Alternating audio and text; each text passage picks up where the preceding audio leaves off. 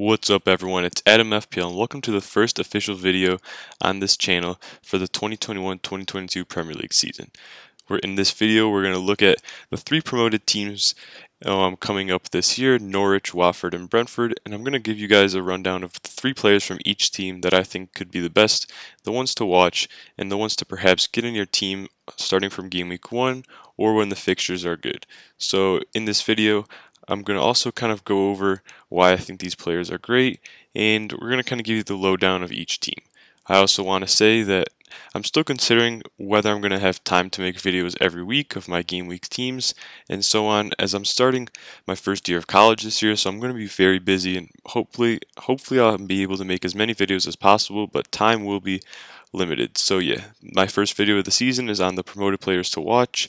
I've also obviously been tinkering with my draft, as you have as well, but I'm kind of going to hold off on making a draft video because with so much time to the transfer window ends until the season starts, a lot of things could change. So I'd rather give you guys content in a video of my team and draft and stuff when the dust is kind of settled a little bit. Right now there's just so many variables to change. So yeah, without further ado, let's get into the video. So we first have Norwich, the first team to get promoted. They were the first team. They scored 75 goals in 46 games. And as you can see, let's first kind of touch on their fixtures on the right-hand side here. So in game weeks 1 through 4, they have probably the worst fixtures you could have, facing Liverpool, City, Leicester, and Arsenal. This is probably the worst 4 teams you could have, like I said. And I think that they are pretty much in a void for these fixtures. You're not going to want to play a Norwich player in any of these. As you can see, their fixtures from kind of game weeks 5 to 10 get a little bit better, with the Chelsea game being kind of tough. But Norwich kind of did disappoint the last time they were in the Prem, and I'd kind of be wary of them in general to start. Maybe they're kind of a wait-and-see team for us, where we can see how they perform in these first few weeks and see kind of how they line up, how they play. And it'll be important to have that kind of period so we can kind of see which players stick out. But for now, these are the 3 players that I seem to pick that I think could be the best performers this season. So first we have Teemu Pukki, the striker of Norwich. So as you can see, last season he had 26 goals and 4 assists, which is quite a good stat margin. I think that he's their main man. He's kind of like their talismanic figure. He's on penalties, which is always nice, and he had a pretty good figure of goals per 90 of 0.68. And I think that him being on penalties, him kind of spearheading that Norwich attack. Obviously, losing Buendia is kind of a big loss, but that's kind of going to go into my talking point when I talk about the next player on this list. But Teemu Pukki on penalties nailed the start. Norwich do like to score goals. I think that they're going to want to hold possession this year. They're going to play that 4-3-3 or the 4-2-3-1 with 2 holding 8s. And I think that this is going to be important to them retaining ball possession and hopefully creating some chances. Even with the loss of Buendia, they did have a couple of new signings that are going to be slotting in on the wingers. They also have a couple promising young guys. So yeah, I think Pukki is probably the best option for Norwich if you want to look at an attacker. I don't think their defenders are... There isn't really many standout options in there, but there is one decent guy that I'll get to in a second. Next up, we have Todd Cantwell. 6 goals, 6 assists last season. Pretty good, solid record. Building off his debut Premier League season where he had 6 goals and 2 assists. Cantwell is going to be the man to step up in the absence of Buendia in terms of that chance creation. I think that he is kind of the more skilled, talented player there in that club, and I think that he's going to be feeding Pukki a lot and kind of being in and around things. We remember in that Premier League season when he was kind of famous for his fancy style of play, and I think that he's going to kind of build off that season. He has Premier League experience, which is also good, and at 5.5 million in FPL, I think that he's a good budget enabler when the fixtures turn, kind of what we see here in game weeks 5 through 8. He could possibly be an option. 0.2 goals per 90 is pretty good as well for kind of a midfielder slash winger. And yeah, I really like Cantwell as a player and also as an FPL option. When the fixtures turn, I think that if he shows us some promise at the beginning of the season, he could be one to consider. Next up, we have Max Aarons. He's probably the best defender to consider out of the Norwich back line. He's the more nailed and most attacking out of all the other ones. 2 goals and 2 assists last season. The 0.04 expected goals per 90. And I think that Max Aarons is going to be a pretty decent defender, especially like when the fixtures turn. If we see Norwich, the defense is kind of shoring up and getting some clean sheets there occasionally. He's a nice enabler and a nice differential to have. Next up, we have the second place team in the championship last season, Watford. So first, if we look at the fixtures for Watford for the first 10 game weeks on the right hand side, in my opinion, they only have about 3 pretty tough fixtures, I'd say. Brighton, Spurs, and Liverpool in game weeks 2, 3, and 8, probably their toughest fixtures in the first 10 game weeks. I'd argue that Everton isn't that tough of a fixture, and as you can see, they play Villa, Wolves, Norwich, Newcastle, Everton, Southampton, and Leeds in those other 7 games, which are pretty great fixtures. And so Watford last season were a better defensive team than an offensive team. I think they conceded only 30 goals, which is the least in the championship. But here I've got 2 offensive players and 1 defensive player that I like for Watford. So first we have Ismaila Sarr, who had 13 goals and 4 assists last season, and he had 0.34 goals per 90, which is a pretty good figure for a winger. He was pretty much their best attacker because they had a lot of strikers that rotated, and I think that Sarr was their most nailed-on player. He's on penalties, and yeah, he's their probably most talented player, bombing off that right wing with his pace and creating chances for their strikers like João Pedro and Troy Deeney.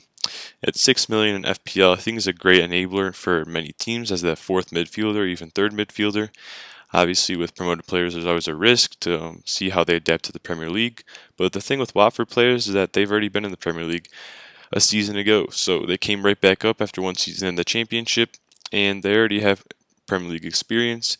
The likes of Sarr, Deeney, Foster, and etc. all have played in the Premier League many games, and I think that that bodes well for the promoted teams like Watford, who have probably more experience than the other 2, Brentford and Norwich. But yeah, I think Sarr is probably the best option out of that Watford team. You know he's going to play every game in the most minutes. He scores goals and creates with that electric pace, and yeah, at 6 million, I think is a great price, on par with the likes of Harrison, Rafinha, all around that price. Next up, we have Bachmann, who's the starting Watford goalie, I reckon, after his great Euros for Austria this past summer. I think that him and Foster last season kind of shared the majority of the games. It was kind of half and half. Foster started the season. And I think that Bachmann kind of improved off that. Once Foster got injured, Bachmann played really well and kind of kept his place till the end of the season. And the good thing about him is that he's in a Watford team that had a really good defense last season in the Championship. Like I said in the first part of the Watford section, only conceding 30 goals, and kind of like Leeds, kind of like Aston Villa Martinez, kind of like Dean Henderson from Sheffield United a couple seasons ago. Bachmann could have potential to be someone similar like that. The likes of Meslier, the likes of Henderson, the likes of Martinez, all those goalies made a lot of saves for their teams, who even though they were better offensive teams that they were playing, the goalies kind of bailed out the defense a lot of the time, and that led to a lot of FPL points.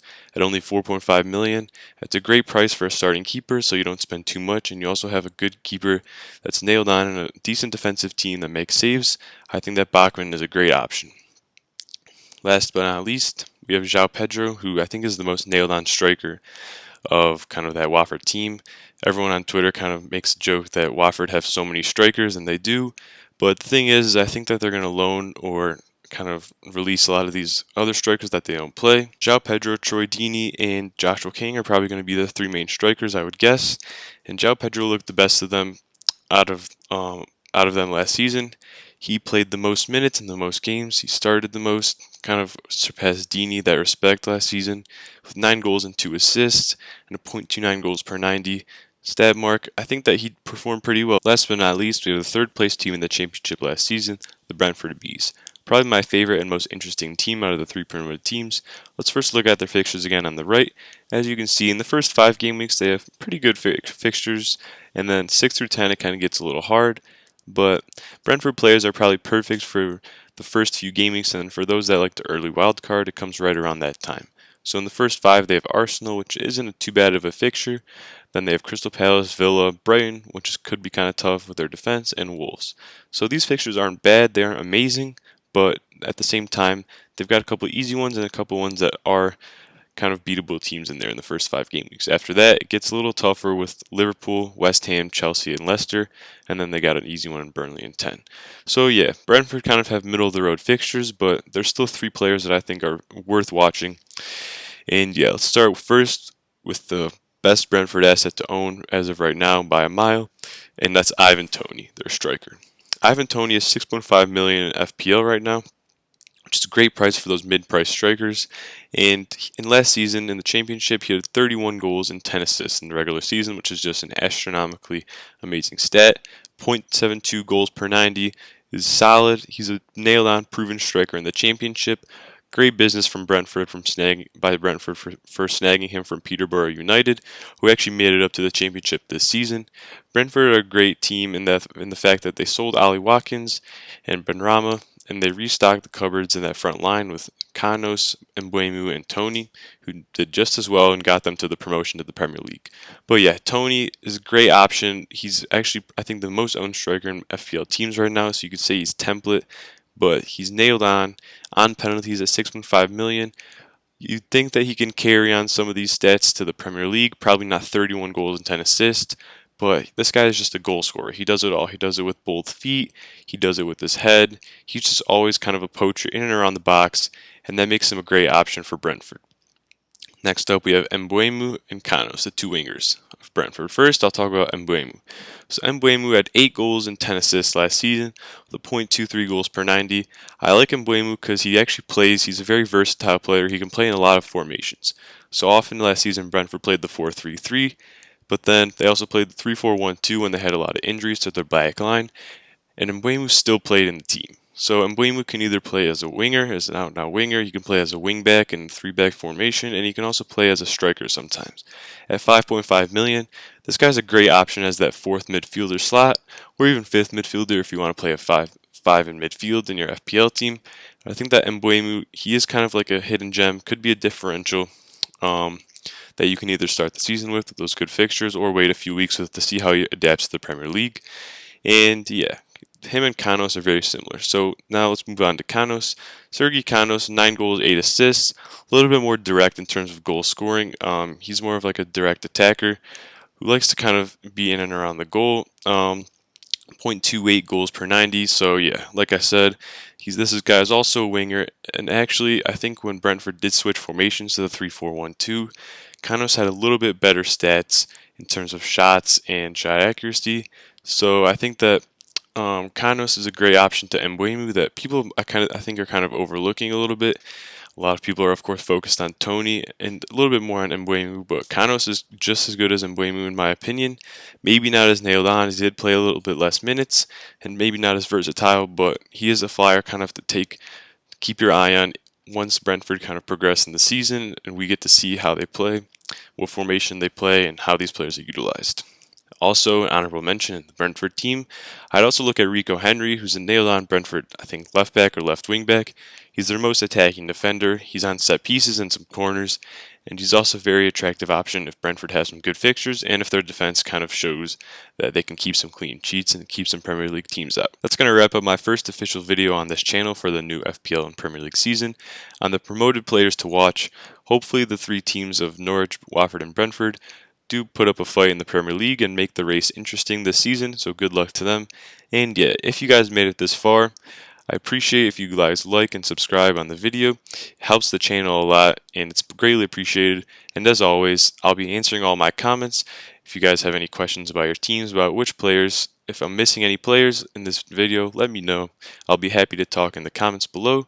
And yeah, as always, it's Adam FPL, and I'll see you guys in the next video. Cheers. Bye.